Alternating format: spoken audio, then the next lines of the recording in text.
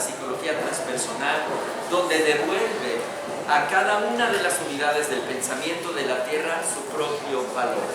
De esta manera, los africanos tienen la posibilidad de mostrar sus danzas, sus pensamientos y sus lenguas con el mayor y mejor de los sentidos hacia otros pueblos del mundo.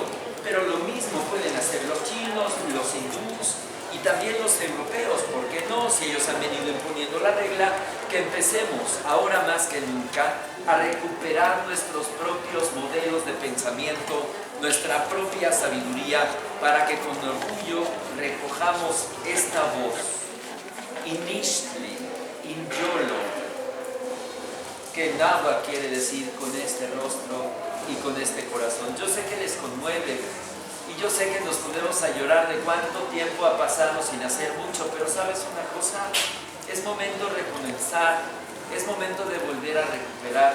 Y todos nos hemos preguntado esta tarde en esta mesa, ¿por qué no trabajamos con el gobierno?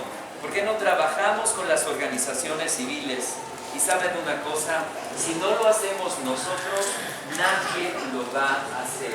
Por eso era muy importante traer el juego de Cáliz, para recordar que la agenda más importante es la que nosotros podamos tejer. Y que nunca más pensemos que ningún núcleo que nos ha gobernado durante los últimos 500 años sea el que dicte nuestra agenda.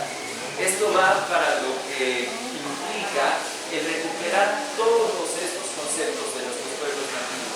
Quetzalcóatl, Tepeyolotl, que dije en Náhuatl, el corazón de la tierra, el corazón de la montaña, hizo su trabajo cuando tenía vida. Recorrió las montañas de Morelos, se fue hacia los distintos lugares de la academia, recogió y revisó lo más importante y entonces entendió: estoy en el año 950, Teotihuacán ha fenecido porque se ocultaron sus guijarros después del colapso climático que da en la Tierra cada 400 años, ¿cierto? Estamos viviendo una de estas épocas. Y entonces, en lugar de eclipsar y en lugar de ponerse a guerrear, se puso a estudiar y empezó a recuperar una enorme cantidad de disciplinas y las organizó en un pensamiento ordenado. Ese pensamiento ordenado a él le llamó el Nahui Oli. Una palabra que Náhuatl quiere decir Nahui 4, Oli, movimiento. Y otra vez está organizada con el fenómeno geométrico de la cruz espiral abarcante, porque se mueve.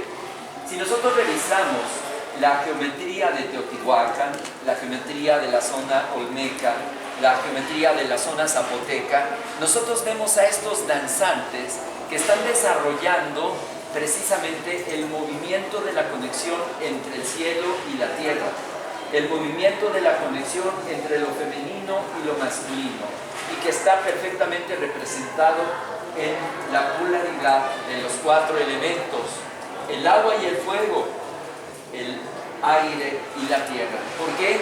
Porque el fuego se excita con el aire y solamente la tierra es la vasija que recibe el agua. Esta antigua sabiduría no solamente nos está hablando de cómo trabajamos la cosecha, sino cómo podemos trabajar con los elementos de nuestro cuerpo que son fijos, que son muy densos, y con los elementos que son sutiles, que corresponden a los cielos. Quetzalcóatl en aquel entonces dijo que era muy importante el hacer una revisión, y lo hicieron.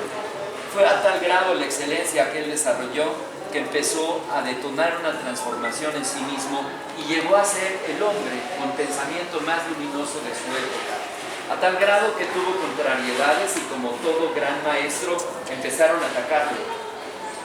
Y no tuvieron otra cosa más que ofrecerle Tula Xicocotitla, que fue la región que eran sus descendientes, sus ascendientes, sus abuelos.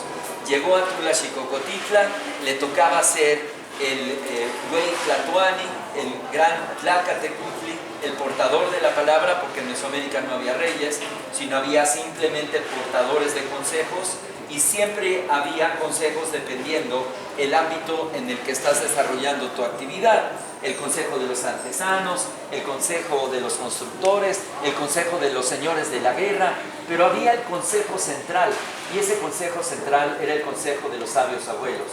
Y una vez que a él lo entronaron, Entonces él encontró que era muy importante recuperar su linaje con una mujer. Ella estuvo con él durante una noche y se le señaló con una concupiscencia. Cuestión que no era así, sino simplemente era completarse él en la parte femenina para alcanzar sus últimos niveles de transformación, lo cual logró.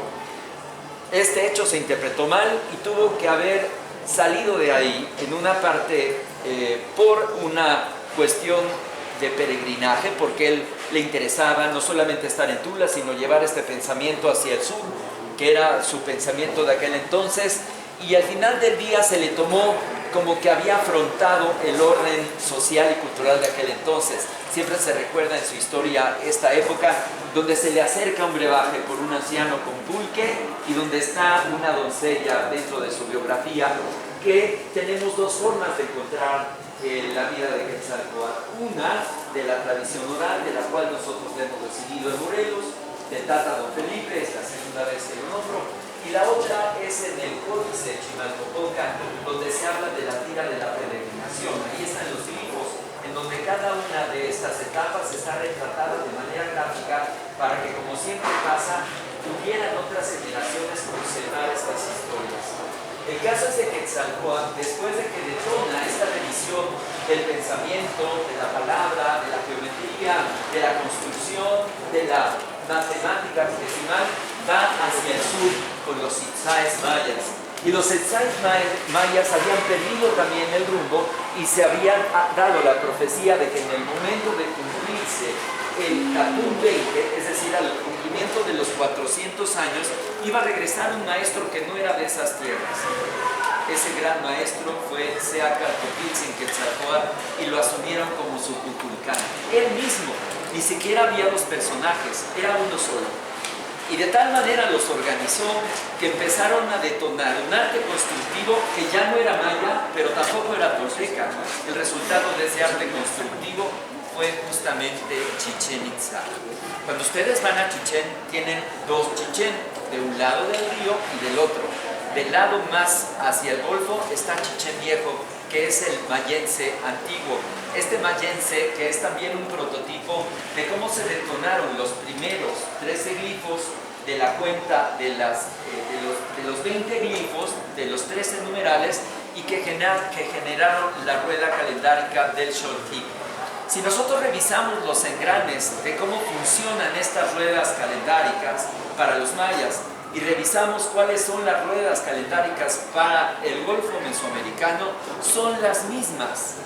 Lo único que ha cambiado es la nomenclatura, como se explican, porque cada una de las organizaciones definió de manera muy particular, dependiendo los animales de la zona, y también la lengua y los artesanos, cómo debían de representarse los mismos mecanismos del movimiento del sistema solar y la misma transformación que el ser humano tiene que lograr. Es una metáfora maravillosa. ¿Por qué?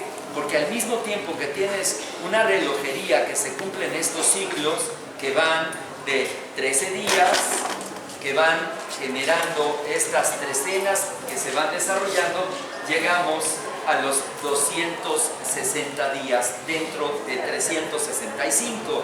Pero ¿qué pasa con lo que le falta a los 260 al 360? Simplemente se añaden veintenas, es decir, 5 veintenas más, con 13 que traíamos son 18 veintenas, son 360 días, nos faltan 5. Estos 5 días se les denomina los días de guardar, los días del ocultamiento, los días del resumen, para volver